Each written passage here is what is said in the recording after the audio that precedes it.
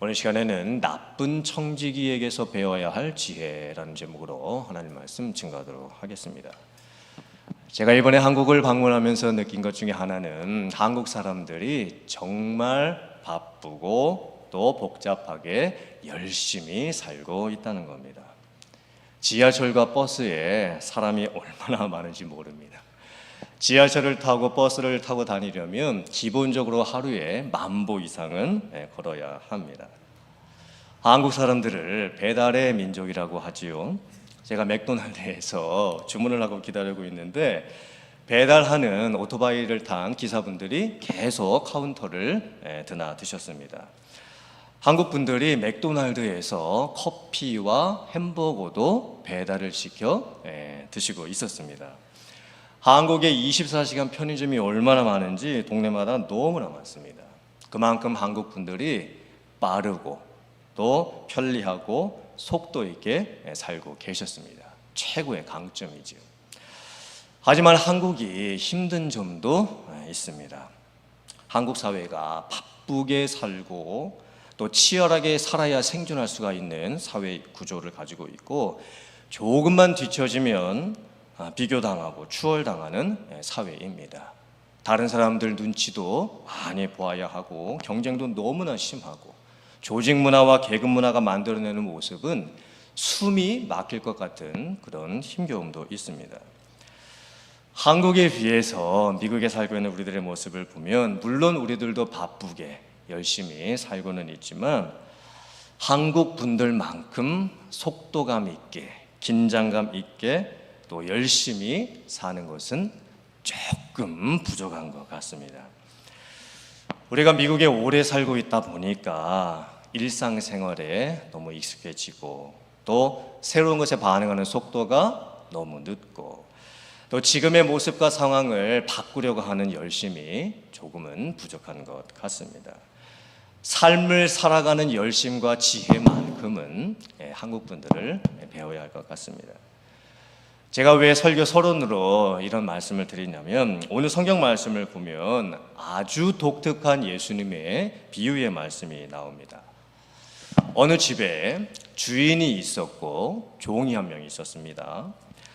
주인이 종에게 집안일을 맡기고 주인의 재산을 관리하게 하고 돈을 맡기고 그 집을 잠시 떠나게 되었습니다. 처음에는 종이 주인의 돈도 잘 관리하고 또 재산도 잘 관리하고 집도 관리를 잘 했습니다. 집안의 구석구석 일도 열심히 하고 또 주인이 맡겨놓은 것을 가지고 열심히 종으로서 살았습니다. 그런데 주인이 떠나 있는 시간이 오래 지나고 또 주인이 오랫동안 돌아오지 않자 종의 태도가 갑자기 바뀌어버리게 됩니다. 종이 게을러지고 나태해지고 또 열심히 하지도 않고 자기 마음대로 살아가게 됩니다. 더 황당한 것은 종이 주인의 돈을 횡령해서 자기 마음대로 사용해 버렸다는 것입니다. 분명 그 돈은 자기의 돈이 아니었습니다. 주인이 잠시 자기에게 맡겨 놓았던 돈이었습니다. 근데 그 주인의 돈을 자기의 개인 용도로 사용을 해 버립니다. 종이 하루 이틀도 아니고 계속해서 이렇게 나쁜 짓을 하게 되었을 때에 그 소식이 주인에게까지 이르게 됩니다. 주인이 엄청 화가 많이 나게 되겠죠. 그리고 그 주인이 종에게 말합니다. 내가 이제 곧 돌아가서 자초지종을 너에게 다 묻고 또 그 게으른 종을 엄단하겠노라.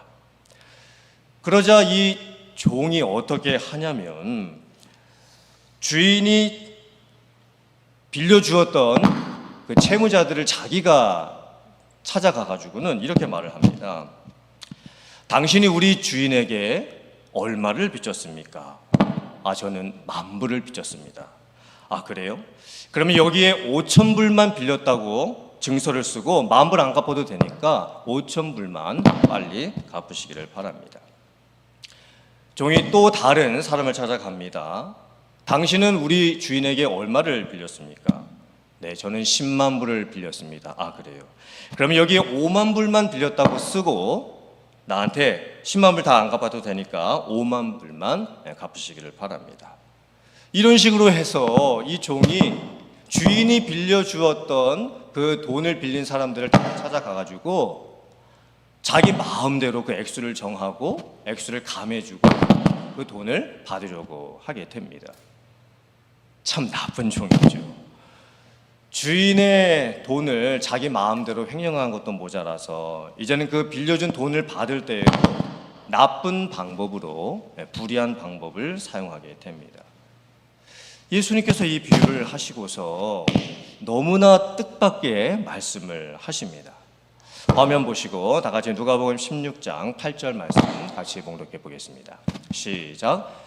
주인이 이 옳지 않은 청지기가 이를 지혜 있게 하였으므로 칭찬하였으니 이 세대의 아들들이 자기 시대에 있어서는 빛의 아들들보다 더 지혜로움이니라.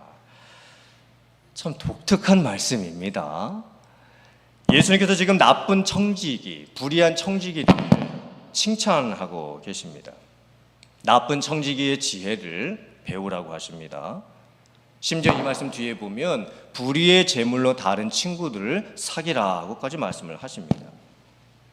불의한 제물에도 충성하지 아니하면 어찌 하나님께서 의로운 것을 너희에게 맡기시겠느냐라고까지 말씀을 하시는 거예요. 예수님께서 이렇게 말씀하시는 진짜 의도가 무엇일까요? 예수님께서는 나쁜 청지기, 불의한 청지기가 지금 잘했다고 말씀하시는 것이 아닙니다. 주인의 돈을 횡령한 청지기는 나쁜 짓을 했습니다. 돈을 회수할 때에도 아주 계산적인 치밀한 방법으로 나쁜 방법을 지금 사용하고 있습니다. 결코 잘한 행동이 아닙니다. 그렇다면 예수님께서 이 불의한 청지기, 나쁜 청지기를 칭찬하시는 그 본래적인 의미는 무엇일까요? 예수님의 진짜 의도는 이런 뜻입니다. 세상을 살고 있는 사람들의 모습을 한번 보아라. 얼마나 치열하게 바쁘게 정신없이 자기의 목적 성취를 위해서 지금 열심히 살아가고 있느냐. 주인의 돈을 횡령할 정도로 그 종이 가지고 있었던 치밀함과 담대함을 보아라. 자기가 횡령한 돈을 회수하기 위해서 잔머리를 굴리고 세상의 지혜를 동원하는 것을 보아라. 세상 사람들이 세상을 살아가면서 정말 모든 것을 투자하고 어떻게든 자신들이 목적한 것을 위해서 무슨 방법도 가리지 아니하고 지금 살아가고 있는데, 하물며 하나님을 믿고 구원받은 성도들이 하나님의 나라를 위해서, 복음과 선교를 위해서, 교회를 섬기기 위해서 성도들이 더 열심히 바쁘게 움직이고 또 수고하고 헌신하고 힘을 내야 하지 않겠느냐. 즉 예수님께서는 나쁜 청지기, 불의한 청지기를 잘했다고 칭찬하는 것이 아니라 세상 목적을 위해서 세상 사람들이 세상의 방법을 가지고 세상의 지혜를 가지고 그렇게 모든 것을 동원해서 열심히 살아가고 있는데, 어찌하여 믿는 성도들과 교회들은 하나님 나라를 향한 열정도 다 잃어버리고 간절함도 다 잃어버리고 뜨거움도 잃어버리고 비전도 다 상실하고 헌신하는 모습인 다 잃어버리고 있느냐. 지금 이렇게 말씀을 하시는 겁니다. 어쩌면 이 말씀은 우리들에게 도전을 주시는 말씀이죠. 세상을 살아가는 세상 사람들의 열심만큼은 우리가 배우고 하나님의 나라를 위해서 더 지금까지 한 것보다 수고하고 또 열심을 내고 헌신하는 우리들이 되라고 이 말씀을 주시는 겁니다. 제가 이번에 한국을 방문하면서 느낀 것이 정말 한국 분들이 바쁘게 살고 또 열심히 살고 정신없이 살고 또 경쟁하면서 살아가고 있는데, 사실 이 모습이 다 좋은 것은 아닙니다. 미국에 오래 살고 있는 우리들이 한국에 있는 사람들처럼 그렇게 살 수도 없지요. 제가 며칠 동안 한국을 방문하면서 돌아왔지만 저보고 한국에서 앞으로 계속 살라고 하면 저도 아마 힘들 것 같습니다. 우리에게는 미국 문화가 있죠. 또 이민교회 문화가 있습니다. 하지만 분명히 우리가 바뀌어야 할 부분도 있습니다. 다 같이 화면 보시고 고린도전서 9장 24절 말씀 같이 봉독해 보겠습니다. 시작. 운동장에서 다름질하는 자들이 다 달릴지라도 오직 상을 받는 사람은 한 사람인 줄을 너희가 알지 못하느냐. 너희도 상을 받도록 이와 같이 다름질하라. 이기기를 다투는 자마다 모든 일에 절제하나니 그들은 썩을 승리자의 관을 얻고자 하되 우리는 썩지 아니할 것을 얻고자 하노라. 그러므로 나는 다름질하기를 향방 없는 것 같이 아니하고 싸우기를 허공을 치는 것 같이 아니하며 내가 내 몸을 쳐 복종하게 함은 내가 남에게 전파한 후에 자신이 도리어 버림을 당할까 두려워함이로다. 아멘. 바울 사도가 세상을 살았던 모습을 한번 보시길 바랍니다. 바울 사도는 그 누구보다도 열심히 살았습니다. 세상 사람들이 자기의 지혜와 열심으로 사는 것보다 더 하나님의 지혜를 가지고 하나님의 나라와 선교를 위해서 열심히 살았습니다. 바울 사도는 부활하신 예수님을 만나고 나서 그의 인생이 완전히 바뀌었습니다. 그리고 평생을 주님의 나라를 위해서 헌신하는 삶을 살았습니다. 달려가는 방향을 분명히 했습니다. 자기가 싸워야 될 대상이 누구인지를 분명히 알았습니다. 자기가 자기의 몸을 쳐서 복종시키는 훈련을 삶 속에서 끊임없이 했습니다. 바울 사도는 불의한 청지기로 산 것이 아니라 영적으로 깨어있는 청지기로 삶을 살았습니다. 그래서 그의 삶의 모습을, 신앙의 모습을 운동선수의 모습으로 비유를 합니다. 지금 파리 올림픽이 진행 중입니다. 4년에 한 번씩 열리는 올림픽에 출전하기 위해서 선수들이 4년 동안 얼마나 열심히 노력하고 연습을 했겠습니까? 운동선수가 가져야 할 승리의 덕목이 무엇일까요? 첫째는 모든 것에 절제하는 것입니다. 자기가 하고 싶은 것을 다 하고서는 절대 메달을 딸 수가 없습니다.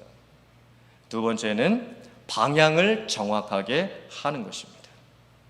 내가 지금 누구와 싸우고 있는지, 관역을 어디를 겨냥을 해야 하는지, 어디를 향해서 달려가야 하는지, 자기의 마지막 고린점은 어디인지 분명히 알고 경기를 해야 합니다. 마지막 세 번째는 내가 내 자신을 쳐서 복종시키는 것입니다. 어쩌면 이 마지막 덕목이 제일 어렵겠죠. 자신과의 싸움이 아마 가장 힘들 것입니다. 금메달을 따는 것, 은메달을 따는 것, 동메달을 따는 것보다 더 중요한 것은 어쩌면 내가 내 자신에게 주는 메달일 것입니다. 내가 평상시에 있는 힘을 다해서 열심히 최선을 다해서 연습하고 내가 내 자신을 쳐서 복종시킬 만큼 내가 그렇게 열심히 훈련을 했다면 비록 메달을 따지 못했더라도 내가 내 자신에게 분명히 상을 줄 수 있을 겁니다. 사랑하는 성도님들, 오늘 저희들이 이 말씀을 잘 묵상해 보기를 원합니다.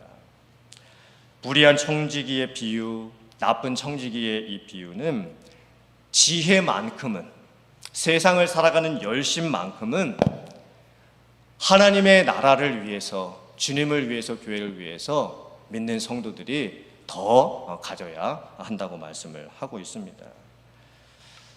정말 내가 이 정도의 열심과 헌신으로 살고 있는 것이 맞는가? 한번 내 자신을 돌아보기를 원합니다. 나는 어떻게 하나님의 나라를 위해서, 주님의 교회를 위해서, 성도들을 위해서 더 많은 헌신과 또 수고를 할 수 있을까? 결단해 보기를 원합니다. 그리고 나중에 정말 주인 되신 하나님께서 여러분들을 보셨을 때 칭찬받는 참된 종의 모습을 갖는 여러분들이 다 되실 수 있기를 주님의 이름으로 축원합니다. 지금의 이 모습에서 벗어나서 더 하나님의 나라를 향해서 달려갈 수 있는 여러분들 되시기를 바라고, 그 모든 수고를 감당한 이후에 주님께서 주시는 참된 상급을 다 받아 누릴 수 있는 여러분들 다 되실 수 있기를 주님의 이름으로 축원합니다. 아멘.